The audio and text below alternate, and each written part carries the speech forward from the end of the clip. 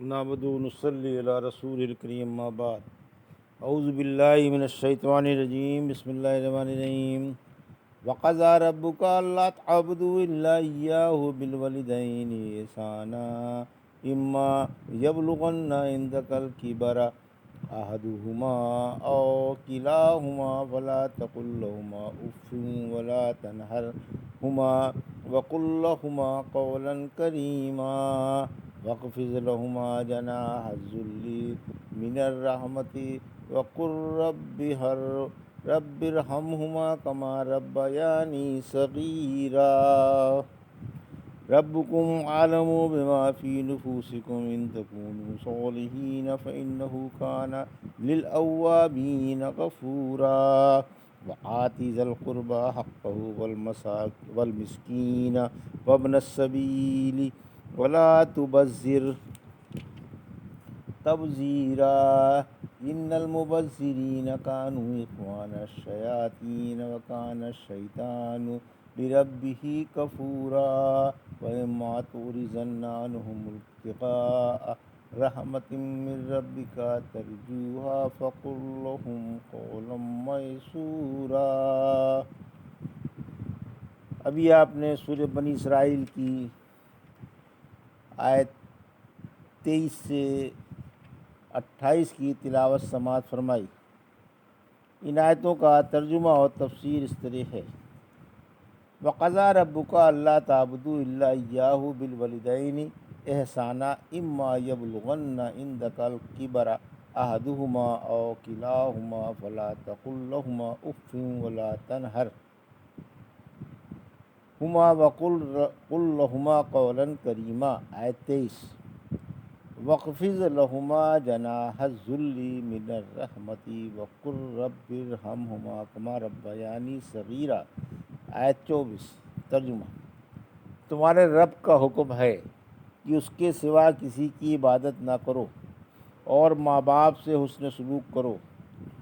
اگر ان میں سے ایک یا دونوں تمہارے پاس بڑھاپے کو پہنچ جائیں تو انہیں ہوں بھی نہ کرو اور نہ انہیں جھڑکو، اور ان سے ادب سے بات کرو اور ان کے سامنے محبت سے انکساری کے ساتھ جھک جاؤ اور دعا کرو کہ اے رب ان پر رحم فرما جیسے انہوں نے مجھے بچپن میں محبت سے پالا تھا۔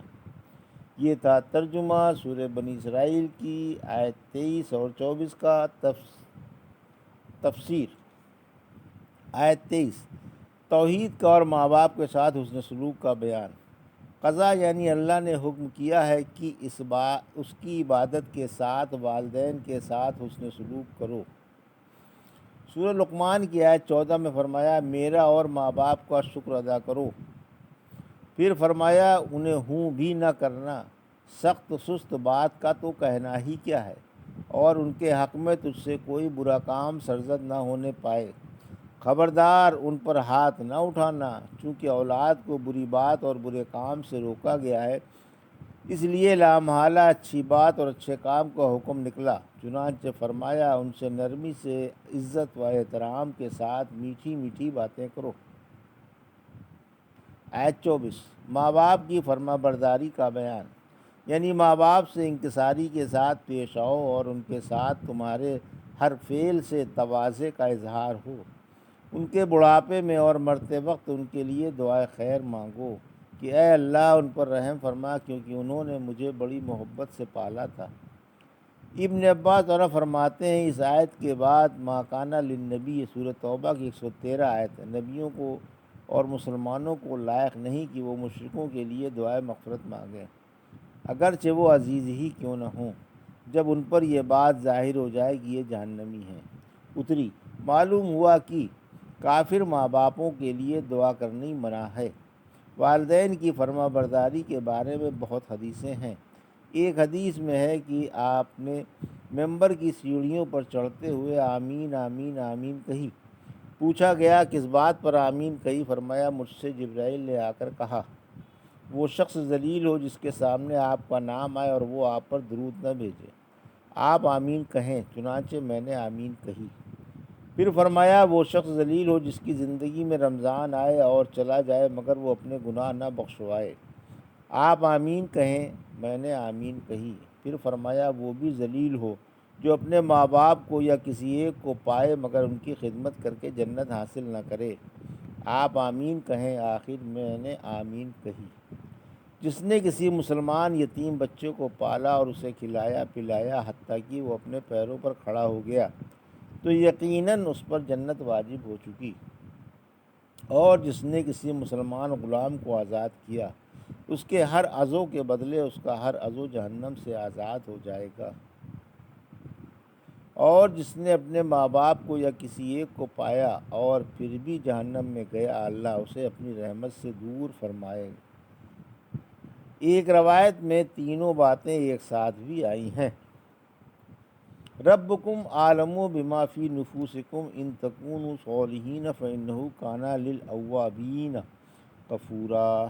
آیت 25 ترجمہ: تمہارا رب تمہاری دلی باتیں خوب جانتا ہے، اگر تم نیک بن جاؤ تو وہ توبہ کرنے والوں کی خطائیں یقیناً معاف فرما دیتا ہے، خصوصاً ماں باپ کے فرما بردار کی اور نمازی کی خطائیں معاف۔ اس آیت سے وہ مراد ہیں جن سے غیر شعوری طور پر کوئی ایسی بات سرزد ہو جائے جسے وہ ماں باپ کے حق میں گناہ کی بات نہیں سمجھتے اور کہتے ہیں کہ اس پر کوئی پکڑ نہیں ہوگی کیونکہ ان کی نیت بخیر ہوتی ہے، اس لیے اللہ ان پر اپنا رحم فرماتا ہے، اور جو والدین کا فرما بردار اور نمازی ہو اللہ خاص طور سے اس کی خطائیں معاف فرما دیتا ہے۔ آتی ذی القربہ حقہ والمسکین وابن السبیل ولا تبذر تبذیرا۔ آیت 26 ان المبذرین کانوا اخوان الشیاطین وکان الشیطان لربہ کفورا۔ آیت 27 وَإِمَّا تُعْرِضَنَّ عَنْهُمُ ابْتِغَاءَ رَحْمَةٍ مِّن رَّبِّكَ تَرْجُوهَا فَقُل لَّهُمْ قَوْلًا مَّيْسُورًا۔ آیت 28 ترجمہ: اور عزیز کو اس کا حق دیتے رہو اور محتاج کو بھی اور مسافر کو بھی، اور بیجا مال مت اڑاؤ، بلا شبہ بیجا مال اڑانے والے شیطانوں کے بھائی ہیں اور شیطان اپنے رب کا بڑا ناشکرا ہے۔ اگر آپ اپنے رب کی رحمت کے انتظار میں ہیں جس کے آنے کی امید ہے، ان سے منہ پھیر لیں تو ان سے نرم بات کریں۔ یہ ترجمہ تھا آیت 26 اور 26 سے 28 کا۔ تفسیر: آیت 26 صلہ رحمی کا بیان۔ اوپر ماں باپ کی فرما برداری کا بیان تھا، اب رشتہ داروں کے ساتھ حسن سلوک اور صلہ رحمی کا بیان ہے۔ آپ نے فرمایا کہ حسن سلوک ماں باپ سے کرو اور باپ سے کرو، ماں سے کرو اور باپ سے کرو، پھر حسب مراتب رشتہ داروں سے کرو۔ ایک حدیث میں ہے کہ جو شخص روزی اور عمر میں ترقی پسند کرتا ہو وہ صلہ رحمی کرے۔ سورۃ توبہ میں محتاجوں اور مسافروں کا تفصیل سے بیان گزر چکا ہے۔ خرچ کرنے میں درمیانی راہ اختیار کرو، یہاں خرچ کرنے کا حکم ہے اور اندھا دھند اور بیجا خرچ کرنے کی ممانعت ہے۔ خرچ کرنے میں بھی درمیانی راہ اختیار کرنی چاہیے۔ سورہ فرقان کی آیت 67 فرمایا یہ لوگ جب خرچ کرتے ہیں تو بیجا خرچ نہیں کرتے اور نہ بالکل ہی ہاتھ کھینچ لیتے ہیں بلکہ اعتدال کے ساتھ خرچ کرتے ہیں۔ آیت 27 اسراف کی مذمت۔ بیجا خرچ کرنے سے نفرت دلائی گئی اور ایسے لوگوں کو شیطانوں کے مشابہ قرار دیا گیا۔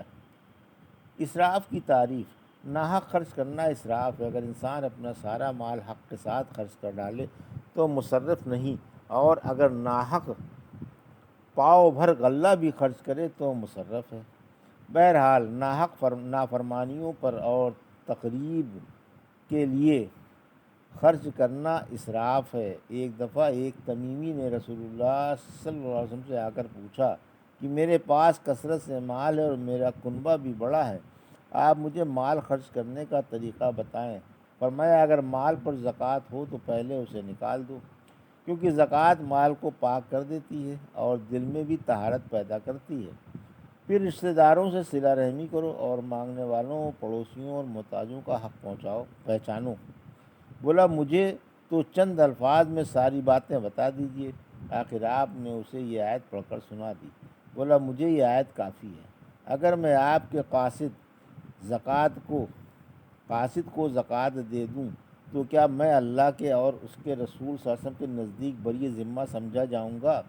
فرمایا ہاں، تمہیں اس کا ثواب مل جائے گا، پھر اسے جو بدل ڈالے گا اس کا وبال اس پر ہوگا۔ شیطان سے مشابہت اسراف اور نادانی اور نافرمانی میں ہے، اسی لیے فرمایا کہ شیطان رب کا بڑا ناشکرا ہے، کیونکہ اس نے اللہ کی نعمت تسلیم نہیں کی، اس کا حکم نہ مانا اور اس کی نافرمانی اور مخالفت پر اتر آیا۔ آیت 28، سائل سے محبت و پیار سے گفتگو کرو، یعنی جب تم سے تمہارے رشتہ دار اور وہ لوگ جن کے بارے میں ہم نے تم کو دینے کا حکم فرمایا ہے سوال کریں اور تم سے اپنے پاس کچھ نہ ہونے کی وجہ سے منہ پھیر لو، تو ان سے محبت و پیار سے نرم الفاظ میں وعدہ کر لو کہ جب بھی میرے پاس مال آئے گا میں انشاءاللہ تمہیں ضرور دوں گا۔ لہٰذا نرم و آسان قول سے وعدہ مراد ہے۔ یہ تھا سورہ بنی اسرائیل کی آیت 23 سے 28 کا ترجمہ اور تفسیر جو بھی آپ نے سماعت فرمائی۔ بارک اللہ لی و لکم فی القرآن الحکیم و نفعنی وایاکم بآیات الذکر الحکیم۔